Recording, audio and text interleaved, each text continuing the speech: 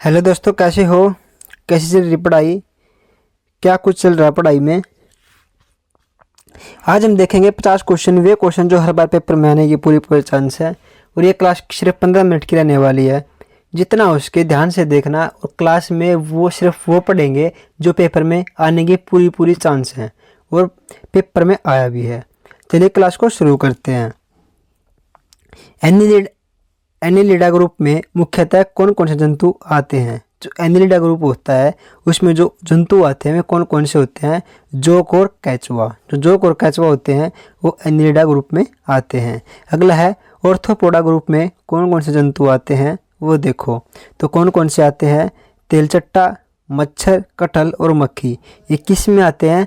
Arthropoda group में आते हैं। अगला क्वेश्चन है मोलस्का ग्रुप में अंतर्गत कौन कौन से जंतु या कीट आते हैं? तो घोंगा और सीपी। जो घोंगा और सीपी जो जंतु हैं वो किसके अंदर आते हैं? मोलस्का ग्रुप में आते हैं। अगला क्वेश्चन है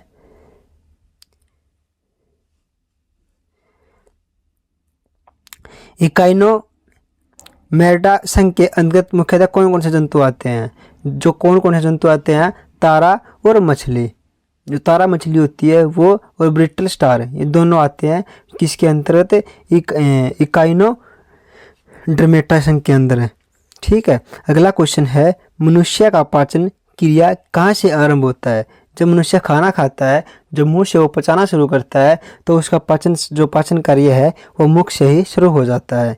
अगला क्वेश्चन है शराइये द्वारा मुख्य कौन कौन से प्रभावित होता है? जो शराइये होते हैं उनके द्वारा जो रक्त होता है वो कौन सा रक्त प्रभावित होता है? शुद्ध या अशुद्ध? तो कौन सा रक्त हो जाएगा? अशुद्ध रक्त, यानी अशुद्ध जो ब्लड है वो प्रभावित होता है। अगला है धमनी द्वारा कौन सा रक्त प्रभावित होता है? तो धमनियों द्वारा शुद्ध रक्त प्रभावित होता है। क्वेश्चन को ध्यान में रखना, जो शराय होते हैं उनके द्वारा अशुद्ध होता है और जो धमनी होती है उनके द्वारा शुद्ध रक्त प्रभावित होता है। अगला क्वेश्चन देखो, कौन सा विटामिन जल में घुलनशील है? यानी जल के अंदर कौन सा जो विटामिन है वो अच्छी तरह से घुल जाता है? तो विटामिन बी और विटामिन सी हो जाएंगे जो पानी में घुल जाते हैं। अगला क्वेश्चन है सोडियम क्या कार्य करता है? सोडियम का कार्य क्या है ये बताना है। तो देखो यह रक्त दाब नियंत्रण करने में सहायक होता है और जल का संतुलन बनाए रखता है। यानी जो रक्त होता है वो एक तो वो रक्त की दाब नियंत्रण रखता है, यानी जो उसकी दाब होती है रक्त की उसको नियंत्रित करने में हमें सहायता देता है। और उसके अलावा जल का संतुलन, यानी जो हमारे शरीर में 70% जो जल है उसका संतुलन बनाए रखने में हमें सहायता देता है। अगला क्वेश्चन है पोटासियम का कार्य क्या है? पोटासियम का कार्य क्या है? यह हृदय की धड़कन और नाड़ी संस्थान के कार्य को संचालित करता है। यानी हृदय की जो धड़कन होती है और जो नाड़ी होती है, जो पल्स होती हैं, उनकी जो कार्य होते हैं उनको संचालित करता है, उनको बनाए रखता है। अगला क्वेश्चन है ग्लूकोज बिना ऑक्सीजन की उपस्थिति में मांसपेशियों में प्रतिक्रिया कर क्या बनाता है? तो क्या बनाता है? लैक्टिक अम्ल बनाता है। क्या बनाता है? लैक्टिक अम्ल बनाता है। अगला क्वेश्चन है, एक क्वेश्चन आपके लिए है हरियाणा की राजधानी क्या है? कमेंट सेक्शन में जरूर बताना है। चलिए बताइए। अगला क्वेश्चन है ग्लूकोज बिना ऑक्सीजन की उपस्थिति में बैक्टीरिया या यीस्ट से प्रतिक्रिया कर क्या बनाता है? तो क्या बनाता है? इथाइल अल्कोहल बनाता है। क्या बनाता है? Ethyl alcohol. अगला क्वेश्चन है ऑक्सीजन की उपस्थिति में ग्लूकोज की प्रतिक्रिया होती है तो क्या बनता है? तो क्या बनता है? कार्बन डाइऑक्साइड और जल का निर्माण होता है। क्या होता है? कार्बन डाइऑक्साइड बनती है और जल का निर्माण होता है। ठीक है। अगला क्वेश्चन है एलिनिडा में उत्सर्जन उसके किस उत्सर्जित अंग द्वारा होता है? तो किसके द्वारा होता है? नेफ्रीडिया के द्वारा। किसके द्वारा? नेफ्रीडिया द्वारा होता है। अगला क्वेश्चन है मूत्र का पीएच क्या है? जो पीएच मान होता है मूत्र का वो कितना होता है? तो होता है 6।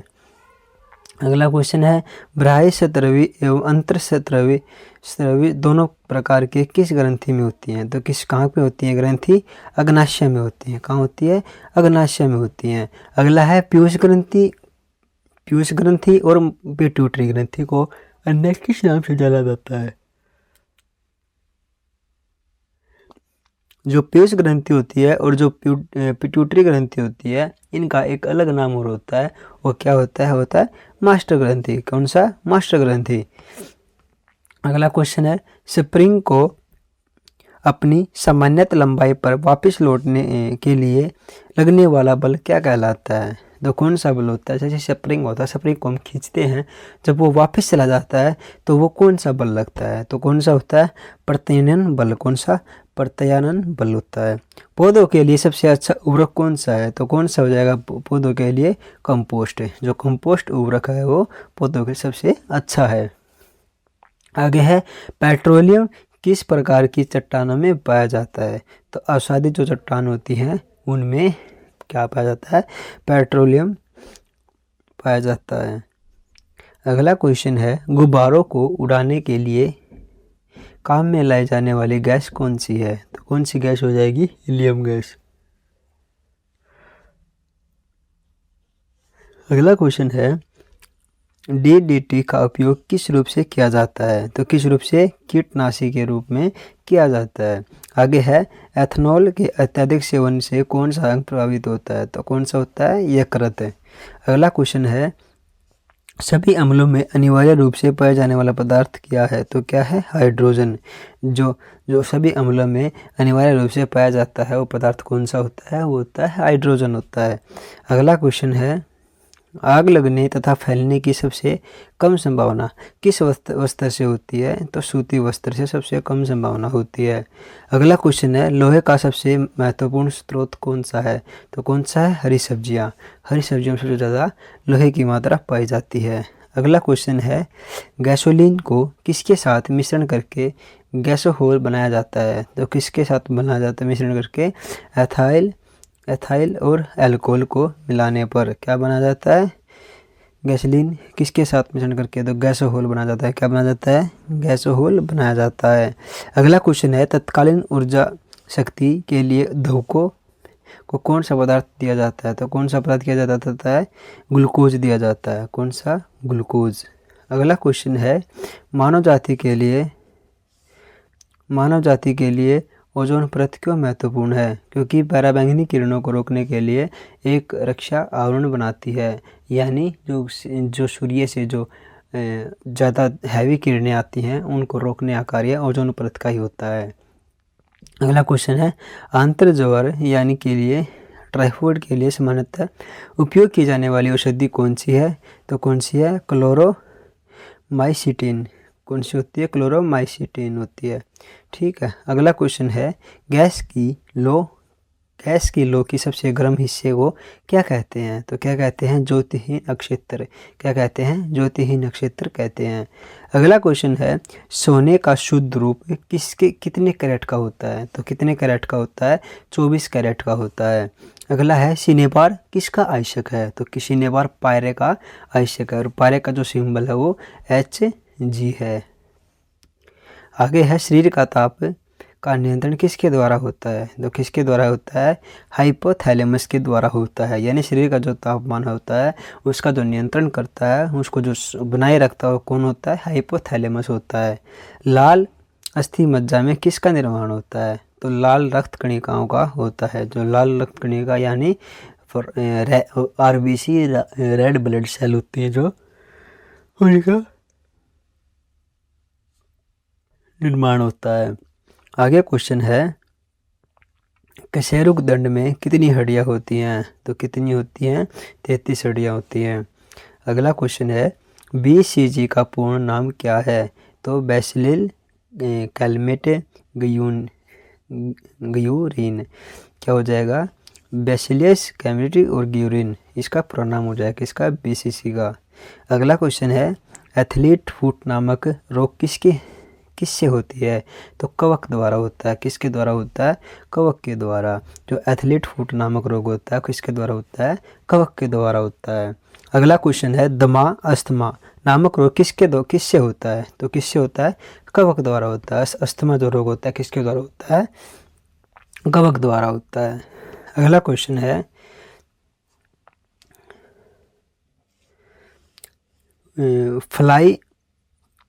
फाइलेरिया नामक रोग किसके कारण होता है? तो क्रीम वर्म के द्वारा होता है। किसके द्वारा? क्रीम वर्म के द्वारा होता है। अगला क्वेश्चन है, जब एक वस्तु की वेग दुगुनी हो जाती है तो उसकी गतिज ऊर्जा क्या हो जाएगी? 4 गुनी बढ़ जाएगी। तो क्या हो जाएगा? 4 गुनी बढ़ जाएगी। सूत्रकणिका को अन्य नाम से जाना जाता है, वह कौन सा है? तो माइक्रोकॉन्ड्रिया है। कौन सा हो जाएगा? माइक्रोकॉन्ड्रिया। अगर सूत्रकणिका को अलग नाम से जाना जाए, अलग नाम दिया जाए तो क्या बोलेंगे? माइक्रोकॉन्ड्रिया बोलेंगे। अगला क्वेश्चन है, वट वृक्ष पादपों के किस वर्ग में आते हैं? जो वट वृक्ष हैं वो पादपों के किस वर्ग में आते हैं? तो आवृतबीजी। किस वर्ग में आते हैं? तो आवृतबीजी में आते हैं, यानी अंगी और फंस में आते हैं। ठीक है। अगला क्वेश्चन है, flame of the forest, one की ज्वाला का अर्थ क्या है? ऐसे पेड़ों से भरा वन जो पतझड़ में फूलते हैं और लाल फूल बिखरते हैं। ऐसे पेड़ों से भरा वन जो पतझड़ में तो फूलते हैं और लाल फूल बिखरते हैं उस समय पर। अगला क्वेश्चन है, पेनिसिलिन किससे बनाया जाता है? तो किससे बनाया जाता है? कवक से बनाया जाता है। जो पेनिसिलिन होता है वो कवक से बनाया जाता है। अगला क्वेश्चन है, लाइकेन को 2 जीवधारियों का सहजीवी साझा समझा जाता है, वो 2 जीव कौन से हैं? तो कौन से हो जाएंगे? शैवाल और कवक। कौन कौन से 2 जीव हैं? शैवाल और कवक। अगला क्वेश्चन है, आमतौर पर संश्लेषण वृद्धि माध्यम से और बेकरी में काम में लाया जाने वाला एगार किससे प्राप्त होता है? तो किससे प्राप्त होता है? शैवाल से प्राप्त होता है।